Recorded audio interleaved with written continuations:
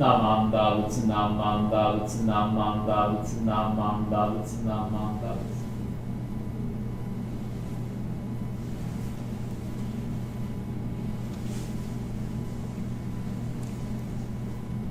Hello, I'm Henry Adams, the resident minister of the San Mateo Buddhist Temple, and I'm very much honored to be joining Reverend Kenjiaka Hoshi and the members of the San Diego Buddhist Temple for your online Hanamatsuri service this year.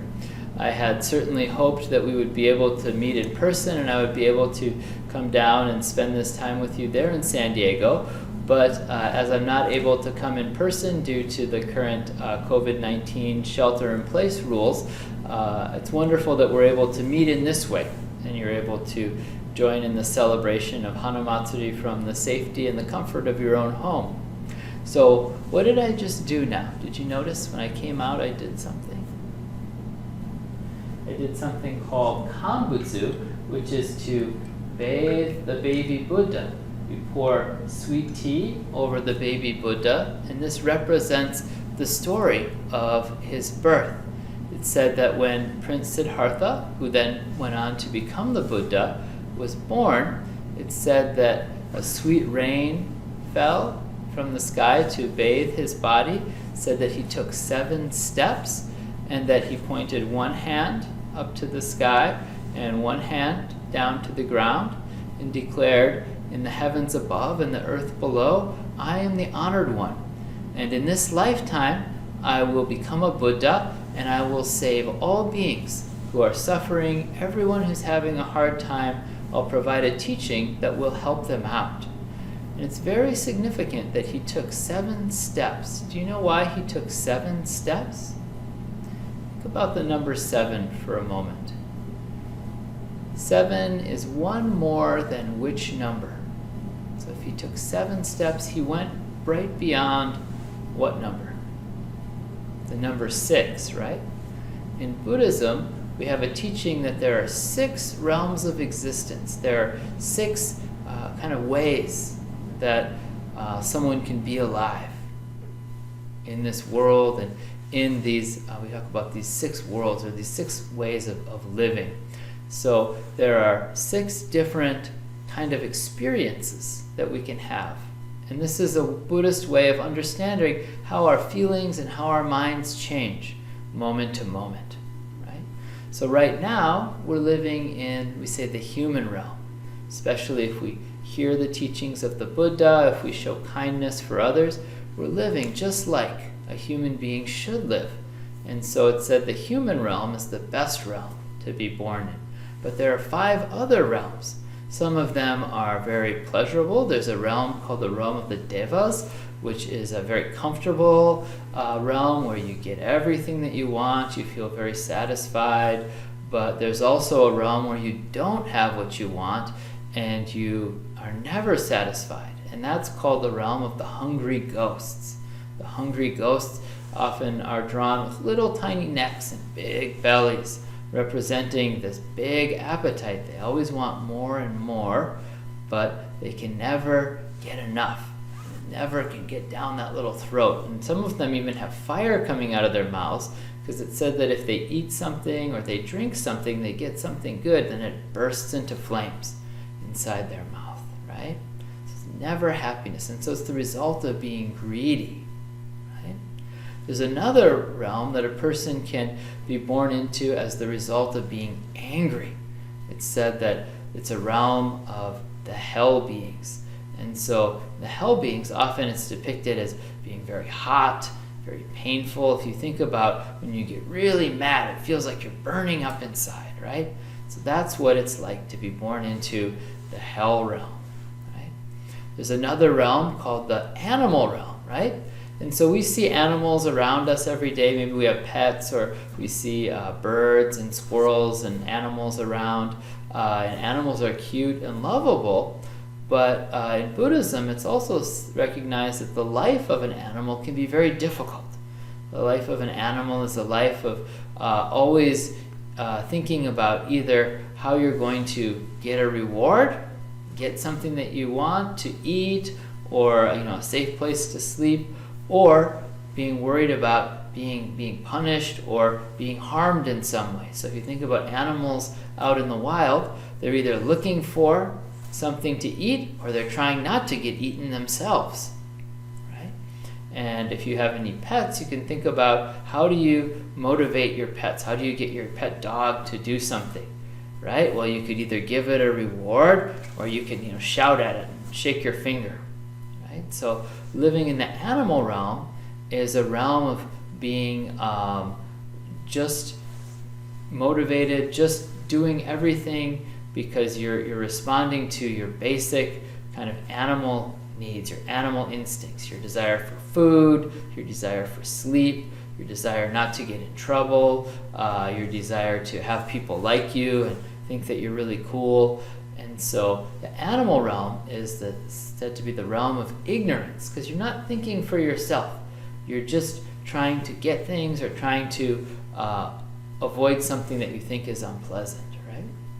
There's also a realm called the realm of the Asuras, which is a realm of competing and trying to do better than other people and trying to get things that are better, maybe get the best thing for yourself, and not always sharing equally with other people, just kind of looking out for your own interest.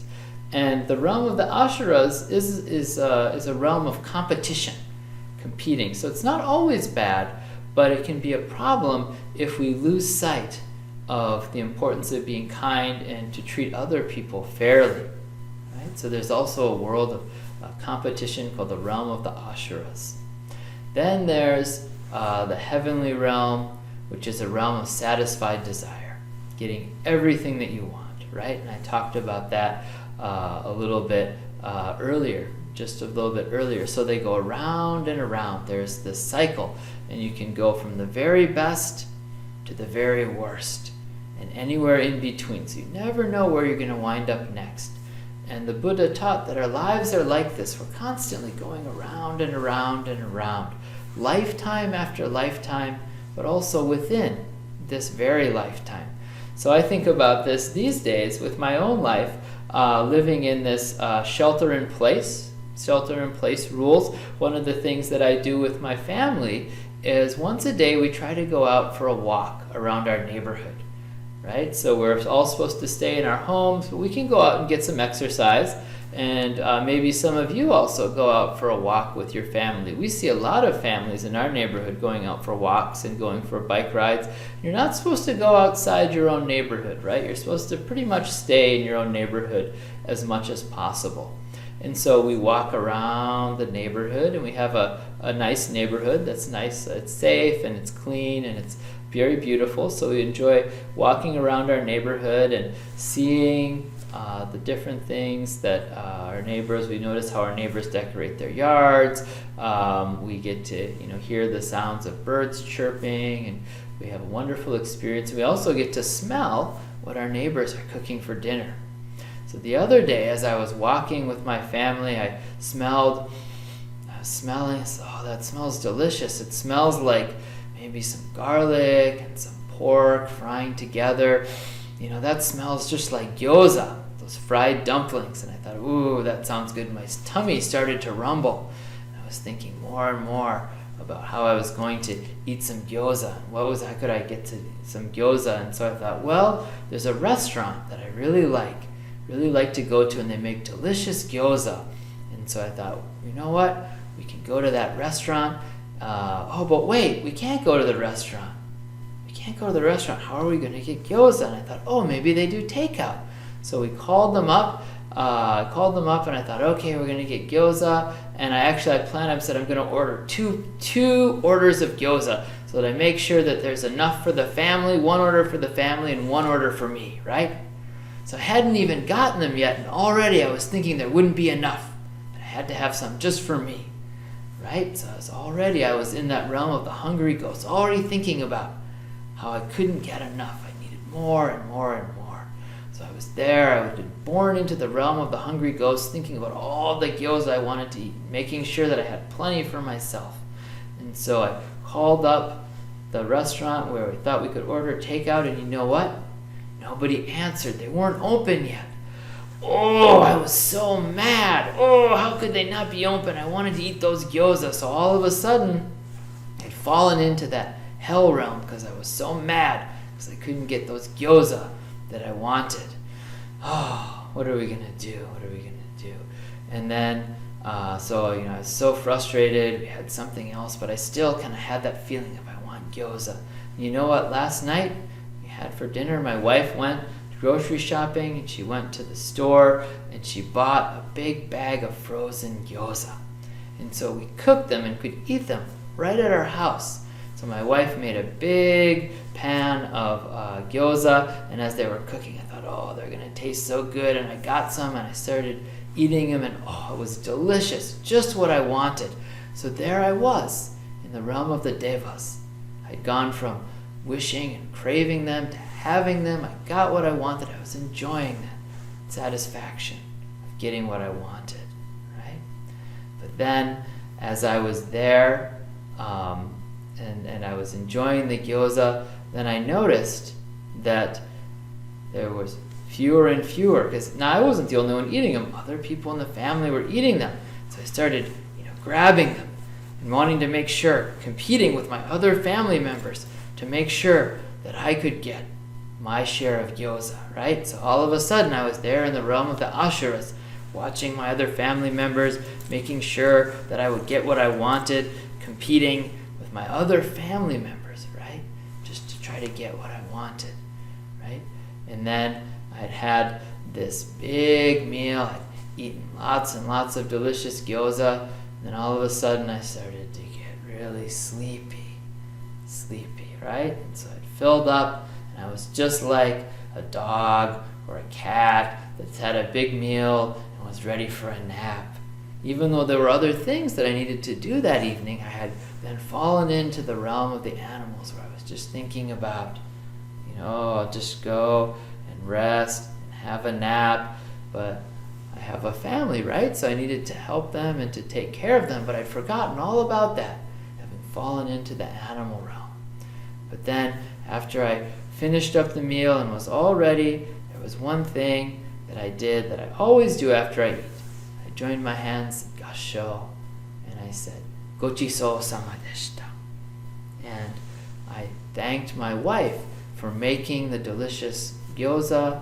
I thanked her for going to the store and buying them and going shopping. It's kind of dangerous to go shopping these days, right? You don't want to get sick. And so she had gone to the trouble to go shopping. I was so grateful to her. And then I thought also about those people who work at the store and all the hard work that they do. And they're in a dangerous job now because so many people come through the store, and some of them might have the coronavirus. And so they're in order that we can have food to eat, these people are keeping the store open, and they're working hard there. They're doing a dangerous job. And I thought about all the people who are working now to grow the food that we eat too, working out in the fields. Many of them have a very hard job, but they have to keep working, and it's not always easy for them to keep that 6 feet of distance that we try to do if they're working together out in the fields. And so they're in a dangerous situation, and feeling grateful to them too. And in that moment of gratitude, I realized that this is how we should live as human beings, that this is the birth in the human realm. The Buddha teaches us that birth in the human realm is the best kind of birth, but it's not the goal of Buddhism. The goal of Buddhism is to stop going around and around and around, because from the human realm, then I could maybe smell another pan of gyoza frying, and all of a sudden I'm back in the animal realm. Oh, where are those gyoza? Where are those gyoza? Right? Just like when I was walking down the street, I was like an animal, right? I had that smell, and I was just thinking about my own appetite. So I can just fall right back into another realm. But the Buddha teaches us that if we really want to realize happiness, we don't just dwell in the human realm, but we go beyond that. We realize awakening. We break free from these 6 realms.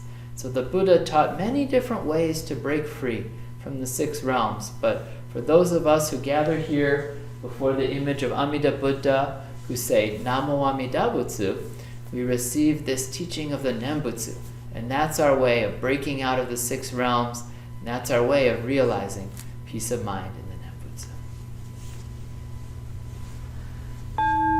Namam Bhavats, Namam Bhavats, Namam Bhavats, Namam Bhavats.